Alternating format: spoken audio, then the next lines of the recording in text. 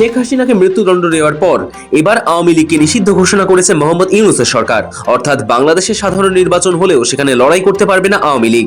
শেখ হাসিনার বিরুদ্ধে শখানেক মামলা, একের পর এক আওয়ামী লীগ নেতা সমর্থককে জেলে পোড়া হয়েছে। ফলে বিপুল চাপে লীগ সমর্থকেরা। অর্থাৎ আপাত দৃষ্টিতে মনে হতে পারে রাজনীতির ময়দান ছাড়ছেন নৌকো সমর্থকেরা, কিন্তু মাঠ ময়দানের খবর বলছে অন্য কথা। বাংলাদেশের জাতীয় সংসদ নির্বাচন নিয়ে মোহাম্মদ ইউনূসের অন্তর্বর্তী সরকারের উপর আন্তর্জাতিক চাপ ক্রমেই বেড়ে চলেছে। মার্কিন বিদেশ মন্ত্রক বিষয়ক 5 এমপি এক দীর্ঘ চিঠিতে প্রধান উপদেষ্টাকে বলেছেন, নির্বাচন অবশ্যই অংশগ্রহণ এবং অন্তর্ভুক্তিমূলক হওয়া উচিত। কোন একটি দলকে বাদ দিয়ে যথার্থ নির্বাচন হতে পারে না।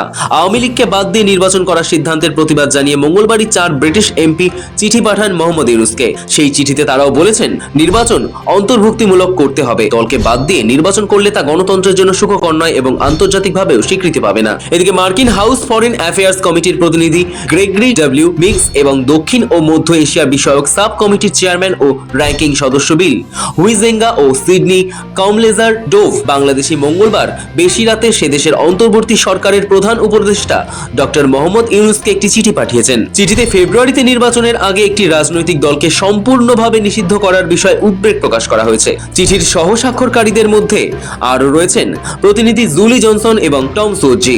তাৎপর্যপূর্ণ বিষয় হলো, স্বাধীনতার 54 বছর পর আজ বাংলাদেশ এক বড় সংকটের মুখোমুখি। পরিকল্পিতভাবে মুক্তিযুদ্ধের ইতিহাস বিকৃত করা হচ্ছে, বঙ্গবন্ধুর অবদানকে ধ্বংস করা, মুক্তিযোদ্ধাদের অবমাননা, জাতীয় সঙ্গীত ও জাতীয় পতাকার মর্যাদা ক্ষুণ্ণ করা কোনো বিচ্ছিন্ন ঘটনা নয়। এগুলো রাষ্ট্রীয় চেতনাকে ধ্বংস করার সুপরিকল্পিত ষড়যন্ত্র।